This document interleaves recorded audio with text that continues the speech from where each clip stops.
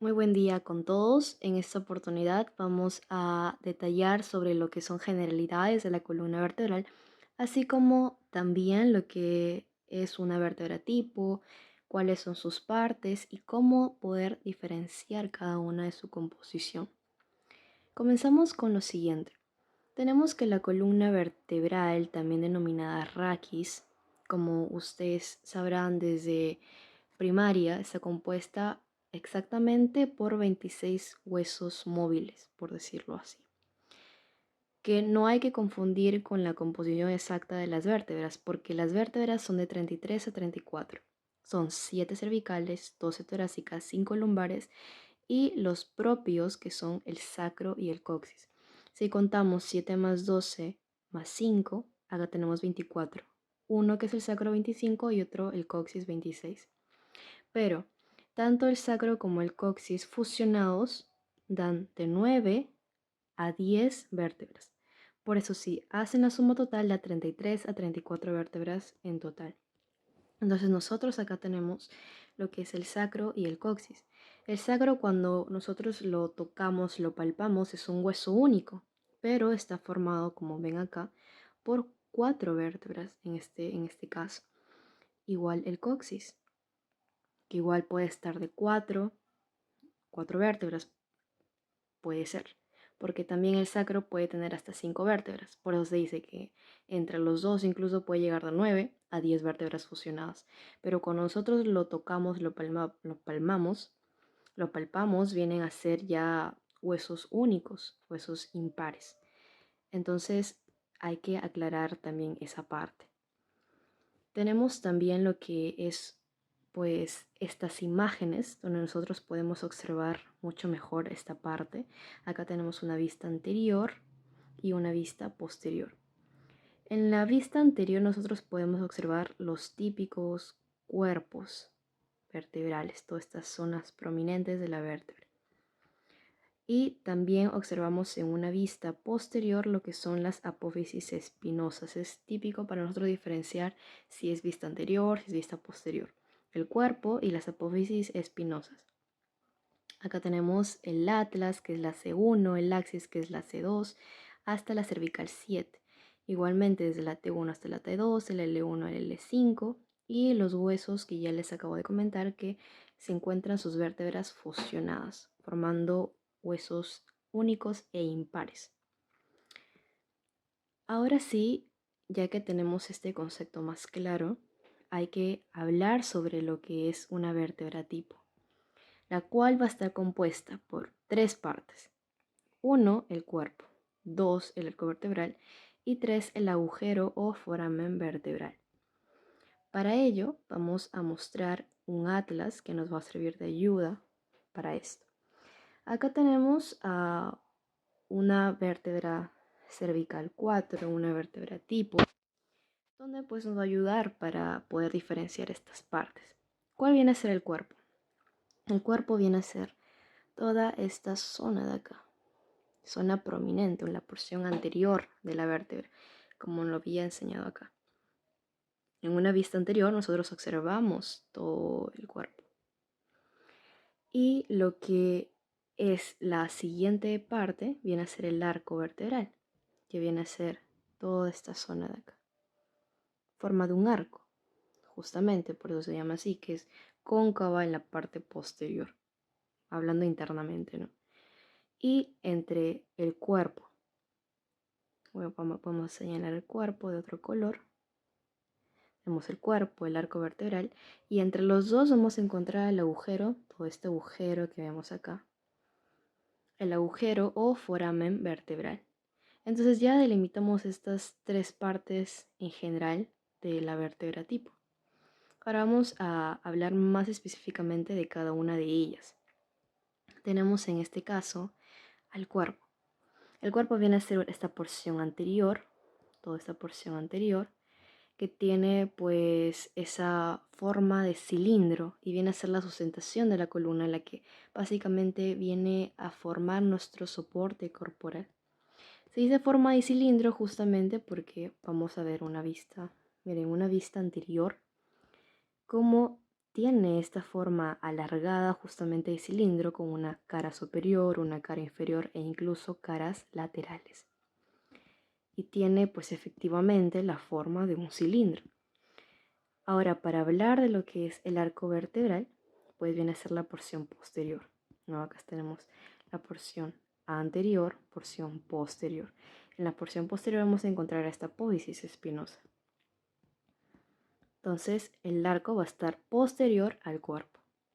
Este arco va a conformar las siguientes partes. Tenemos la apófisis transversa, que es esta. Todo lo que nosotros conozcamos como apófisis viene a ser como la forma de una espinita, por decirlo así, que sobresale. Según la Atraye, pues también se menciona proceso, ¿no? Apófisis o proceso transverso, que viene a ser lo mismo. Tenemos acá apófisis transversa, que incluso posee su propio agujero transverso por donde pasa la arteria vertebral, algo que vamos a detallar más adelante cuando hablemos de vascularización. Tenemos, además de esta apófisis transversa, lo que son las apófisis articulares, también llamadas siga apófisis, que vienen a ser esto, justamente articulares porque van a servir de articulación. Miren, si yo les había dicho que esta era pues una vértebra C4, esta es una vértebra C4, debajo yo tengo la C5, arriba yo tengo la C3. Entonces estas apófisis articulares van a servir justamente para articularse con las apófisis articulares de la vértebra superior y de la vértebra inferior. Tenemos estas apófisis articulares superiores de la C4, se van a articular con las apófisis articulares inferiores de la C3. Asimismo, estas apófisis articulares inferiores de la C4 se van a articular con las apófisis articulares superiores de la C5. Y así sucesivamente, todas las vértebras de nuestra columna vertebral se van a articular, articular, articular. Y entre ellas va a estar todo este agujero vertebral, ¿no? Que ya les había mencionado, formando todo un canal, un conducto, como lo quieran denominar. ¿Y para qué sirve ese canal? ¿Para qué sirve ese huequito que vamos a encontrar ahí? Para la médula espinal, justamente, para alojar a la médula espinal. Médula espinal y a sus raíces y todo lo que comprende, ¿no? Entonces sirve de gran importancia poder entender para qué sirve todo esto. Hablando de lo que sigue, tenemos la apófisis espinosa, como ya les había mencionado, que es toda esta parte de acá. Como esta es una vértebra C4, nosotros observamos que esta apófisis espinosa es bífida. Bífida. Bi justamente porque está doblado en dos, ¿no? Como lo quieran, bi 2. Así de simple. Y justamente eso también viene a ser un indicador para determinar si es una vértebra cervical o torácica o lumbar, ya que una vértebra, por ejemplo, lumbar, torácica, su apófisis ya no es bífida, sino es única. Es así, termina en puntita nomás. En cambio, las cervicales en dos.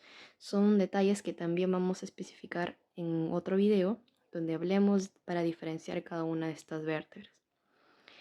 Por último, tenemos lo que yo denomino como las conexiones, los anexos de estas vértebras. Para esto vamos a poner una vista lateral para que me puedan entender mucho mejor. Tenemos lo que son las láminas y los pedículos. Los pedículos vienen a ser esa unión importantísima que va a unir tanto el cuerpo como el arco vertebral. El cuerpo habíamos dicho que era toda esta zona y el arco vertebral, toda esta zona. Entonces, ¿qué vienen a ser los pedículos?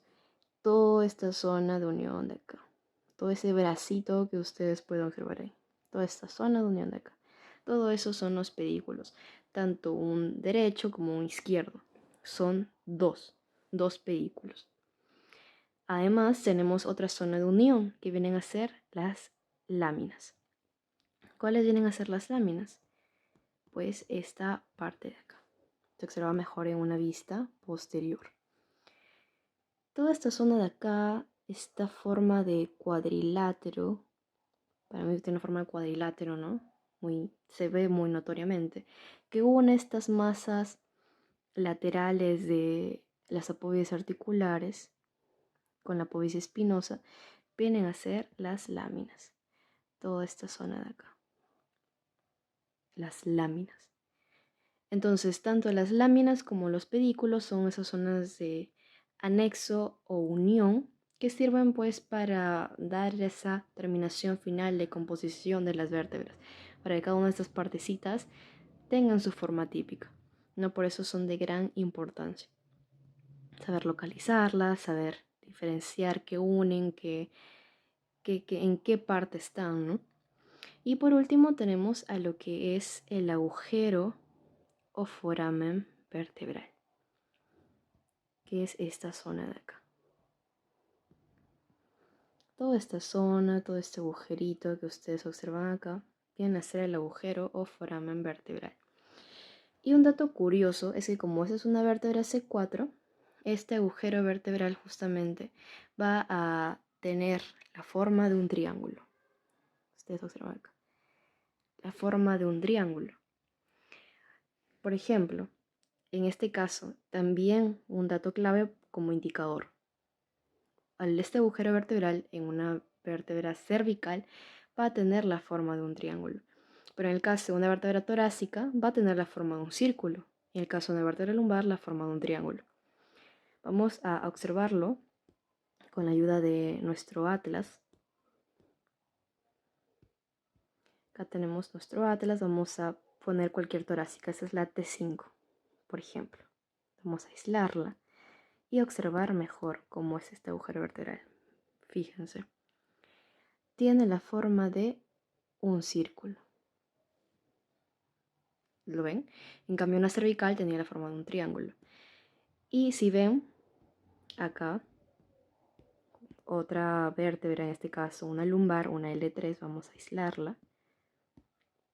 Ustedes podrán observar que su agujero vertebral tiene prácticamente como la misma forma que una vértebra cervical, la forma de un triángulo. Claro que no se nota específicamente los vértices, pero que hasta un vértice, forma un triángulo.